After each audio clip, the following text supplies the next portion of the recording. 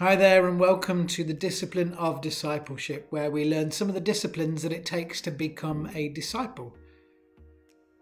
Now, this week I've been thinking about the way that we act during this season of lockdown and how we are affected by so many different things coming left, right, and at us. And we've looked a little bit about discernment and how we get good discernment. I want to share one discipline with you that may just help you get through some of these difficult seasons and difficult times that you're going through. And I would say that discipline is our focus. Now, to be a disciple, it takes a certain degree of single-mindedness. As it says in the book of Hebrews, that we fix our eyes on Jesus, the author and perfecter of our faith. Now, that calls us to become blinkered and to dedicate ourselves to pursuing him and looking towards him in all circumstances. I've looked at this many different times when we've said about what would Jesus do, but actually it should impact us and focus us in every little thing that we do. When we fix our eyes upon Jesus, the author and perfecter of our faith, we don't have much room in our vision for anything else. I remember hearing when I was younger someone who shared about what is the purpose of Christianity, and it was totally undeniably and exclusively Jesus. Nothing else matters. In this, we get so obsessed with projects and, even in this season when we've lost the ability to worship on a Sunday, it still is about Jesus. And the only way to get through this season is to put our hope and trust in the one that we fix our focus upon. Now, there's a lot about that word focus and fixing our eyes. If you have a camera and you put your lens upon and the focus is not quite right, you have to refine it. And you have to do certain things within that life to just make sure that your focus is correct, that you're not being disturbed and distracted by anything else. And that's about giving yourself the right focus.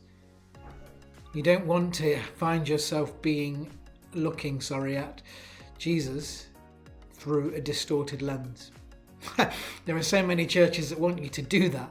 You think about all those things that talk about falsities about who Jesus is. That they claim that he's someone that he's not. He's not Michael. He's not an archangel. He's not just a good man. He is the author and perfecter of Christianity. The reason for the season, as so many cliches will come in these next few weeks. He is the beginning and the end, the Alpha and the Omega. He was there at the beginning. And Jesus is the one that we should choose to focus ourselves upon. Now, we need to get ourselves refined and focused. And how do we do that? Again, go back to the Word. Why not read some of the Gospels? Discover who he is and what he really said. Did you know he said that you have to be perfect? Did you know he said that you can't be forgiven if you don't forgive others? Go and read those Gospels and make sure your focus is in line and you're not getting a blurred vision of who this Jesus is. Get alone with him. Make sure you get the Word. Make sure you read passages like Colossians 1, which talks about the supremacy of Christ. Make sure that you are focused on the right things and make sure that your lens is not distorted and you get this blurry view.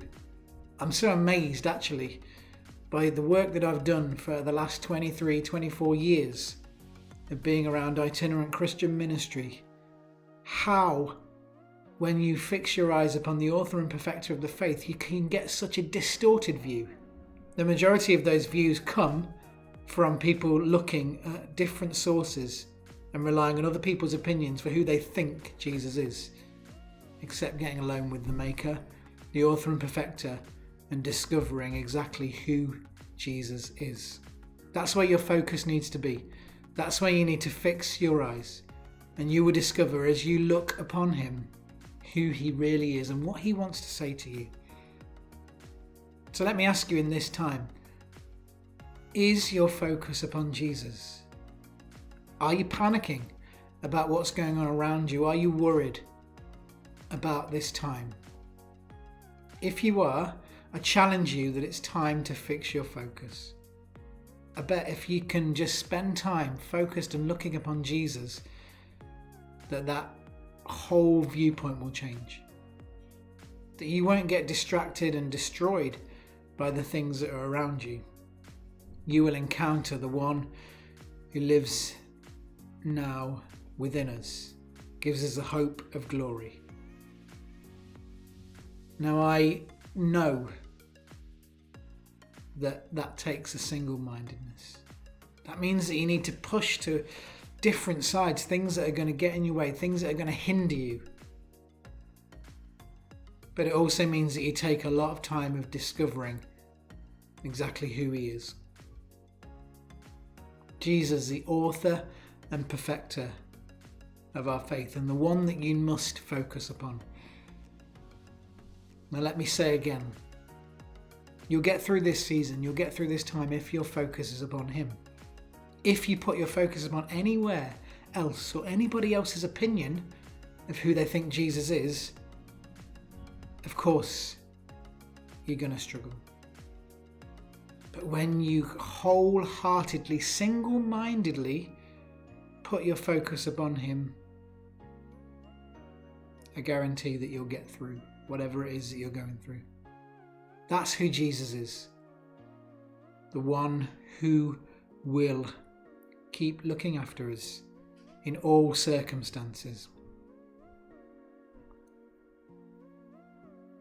Now, part of that single-mindedness means also that we have to be narrow-minded.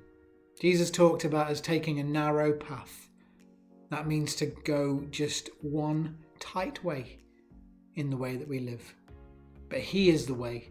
He is the truth and the life, and the one we must follow. But that path is narrow. So, when we have that focus, we must almost be like a horse. A racehorse is blinkered. It has its vision set on one thing and one thing alone. And that is the finish line. Jesus is your finish line. Jesus is the one that you must choose to follow and to give yourself to. Nothing else matters. Really, nothing else matters. So choose to put your focus upon him. Set your mind upon him and follow that narrow path. Now I repeat again, the practical ways to do that. Get alone with the word. Take time to read a gospel. Read them all, in fact, especially if you're in this period of lockdown.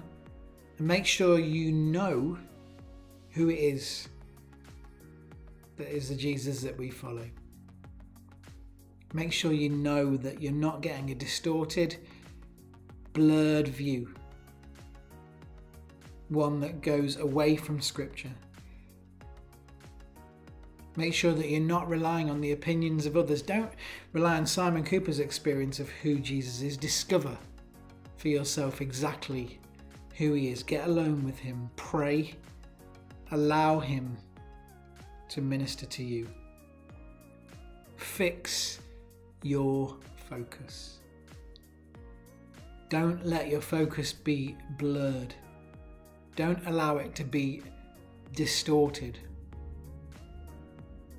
And above all, fix your eyes on the author and perfecter of our faith. Our focus is on Jesus, and that is a discipline of a disciple.